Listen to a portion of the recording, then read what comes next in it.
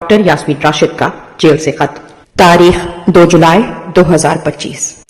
جناح اسپتال کی توسیع کی منصوبہ بندی ہماری حکومت نے ایک اہم اور ضروری وجہ کی بنیاد پر کی تھی۔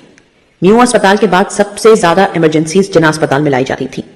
اس کی بنیادی وجہ یہ تھی کہ یہ لاہور کے جنوبی داخلی راستے کے قریب واقع پہلا سرکاری اسپتال تھا، لہٰذا جنوبی پنجاب سے خصوصاً سڑک پر ہوئے حادثات کے تمام میجر کیسز یہیں پر لائے جاتے تھے۔ لاہور کا پھیلاؤ بھی جنوب کی طرف بہت زیادہ ہو چکا ہے، جس کے باعث نئے رہائشی علاقے بھی اسی ایمرجنسی سے رجوع کر رہے تھے۔ جناح اسپتال میں پنجاب انسٹیٹیوٹ آف کارڈیالوجی کے بعد سب سے مصروف کارڈیالوجی یونٹ کام کر رہا تھا۔ ایک اور اہم پہلو یہ بھی تھا کہ اعداد و شمار کے مطابق صرف 30% ایمرجنسی میں لائے مریضوں کو لمبے علاج کی ضرورت ہوتی ہے، باقی 70% کو ابتدائی طبی امداد دے کر فارغ کر دیا جاتا ہے۔ لہٰذا جناح اسپتال اور اس کے تدریسی ادارے علامہ اقبال میڈیکل کالج کی ملکیت ایک پلاٹ پر سڑک کے پار ایک نیا ایمرجنسی یونٹ بنانے کا منصوبہ بنایا گیا۔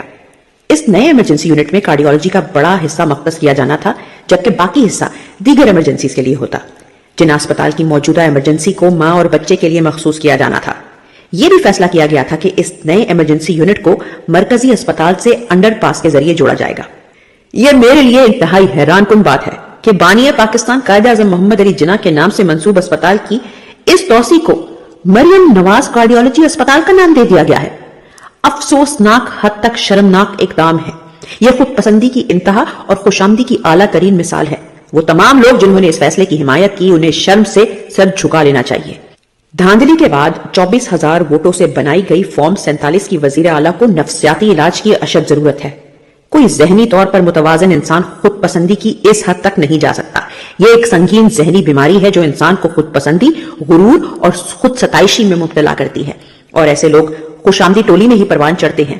صرف ایک بیمار ذہن ہی قائد اعظم کے نام سے منسوب اسپتال کے حصے کا نام بدلنے کا سوچ سکتا ہے۔ مجھے تشویش ہے اگر وہ اسی روش پر چلتی رہی تو ملک کو مزید نقصان پہنچا سکتی ہیں۔ بعید نہیں کہ وہ پاکستان کا نام نوازستان اور پنجاب کا نام مریمستان رکھنے کا سوچنے لگے، کیونکہ وزیر اعظم ان کے چچا ہیں، وہ خود بھی شدید خود پسندی کا شکار ہیں۔ میں آخر میں بس یہی کہہ سکتی ہوں، کوئی شرم کرو، کوئی حیا کرو۔ اللہ پاکستان کو ان مشکل حالات سے نکالے۔ پاکستان زندہ باد۔ یاسمین راشد۔